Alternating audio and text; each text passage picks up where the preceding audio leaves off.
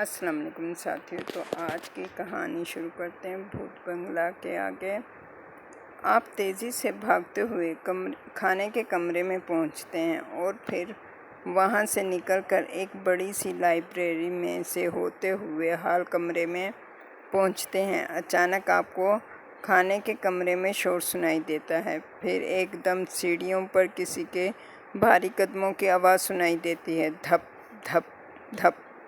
لیکن جب آپ سیڑھیوں کی طرف دیکھتے ہیں تو وہاں کوئی دکھائی نہیں دیتا۔ آپ کا دل تیزی سے دھڑک رہا ہے۔ کیا وہ بیگم بگلے کا بھوت کی آواز تھی؟ لیکن آپ کے خیال میں بھوتوں کا کوئی وجود نہیں ہوتا۔ لیکن وہی دھپ دھپ کی آواز اب ہال کے نیچے سے آ رہی ہے۔ ہال کے دوسرے سرے پر آپ کو لکڑی کی ایک الماری دکھائی دیتی ہے اور اس کے ساتھ ہال کا دروازہ ہے۔ اچانک دروازہ آہستہ آہستہ کھلتا ہے۔ اگر آپ پیچھے ہٹنے کی کوشش کرتے ہیں تو چوکیدار آپ کو آسانی سے تلاش کر سکتا ہے۔ بہتر یہی ہے کہ اسے بتا دیا جائے کہ آپ اجازت کے بغیر گھر میں داخل ہوئے ہیں۔ آپ پچھلے دروازے کے پاس جا کر اس کا ہینڈل گھماتے ہیں۔ جب وہ نہیں کھلتا تو آپ اسے زور سے کھینچتے ہیں۔ دروازہ پھر بھی نہیں کھلتا۔ چوکیدار نے آپ کو اندر بند کر دیا ہے۔ اب باہر جانے کے لیے آپ کو کوئی دوسرا راستہ تلاش کرنا ہوگا۔ آپ ایک راہداری میں چلتے ہوئے ایک بڑے سے ہال میں پہنچتے ہیں۔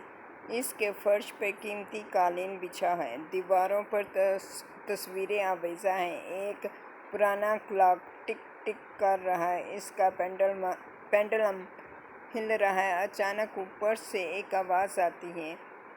ایک آواز خاموشی کو توڑ دیتی ہے۔ پیاری مانو۔ آپ سیڑھیاں چڑھنے لگتے ہیں یہ جاننے کے لیے یہ کس کی آواز ہے۔ جب آپ اوپر پہنچتے ہیں تو وہاں کوئی نہیں ہوتا۔ اس لمحے ایک سونے کے کمرے سے کھانسنے کی آواز آتی ہے۔ اس کا دروازہ آدھا کھلا ہوا ہے۔ آپ اندر دیکھتے ہیں، ایک بوڑھی عورت جھولنے والی کرسی پر بیٹھی کچھ بن رہی ہے۔ اندر آ جاؤ، آ جاؤ، وہ بڑے پیار سے کہتی ہے۔ کیا آپ بیگم بگلے ہیں؟ آپ پوچھتے ہیں۔ عورت ہنستی ہے۔ نہیں نہیں، میں تو اس کی بہن بیگم کرم ہوں۔ بیگم بگلے میری بلی ہے۔ جب آپ تہہ خانے کا معائنہ کرتے ہیں تو آپ کو ایک دروازہ دکھائی دیتا ہے جس میں ایک سوراخ ہے۔ وہ سوراخ اتنا بڑا ہے کہ ایک بلی آسانی سے اس میں سے گزر سکتی ہے۔ آپ دروازے کا ہینڈل کو آہستہ سے دبا کر دروازہ کھولتے ہیں، پھر ٹارچ کی روشنی کر کے اندر جھانکتے ہیں تو حیران ہو جاتے ہیں۔ یہ ایک غار ہے جہاں ممی اور ہڈیوں کا پنجر پڑا ہے اور اس پر ہیرے جواہرات لگے ہوئے ہیں۔ آپ ایک چڑیل کے جادو کا اثر ہونے لگتا ہے۔ اس کا اگلا شکار بننے سے پہلے کیا آپ یہاں سے بھاگ سکتے ہیں؟ آپ جس طرف سے آئے تھے اسی طرف مڑتے ہیں۔ یہاں آپ کے سامنے ایک لمبی سی عورت لمبے لمبے بازو پھیلائے کھڑی ہے۔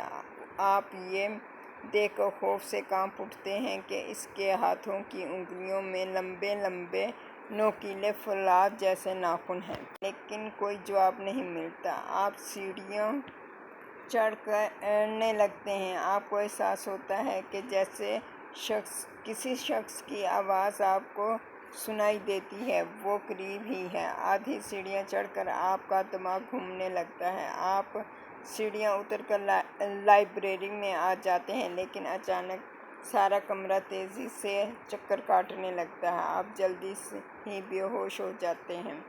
جب آپ کی آنکھ کھلتی ہے تو معلوم ہوتا ہے کہ سورج غروب ہو چکا ہے اور تاریکی پھیلنے لگتی ہے۔ سیڑھیاں چڑھنے لگتے ہیں۔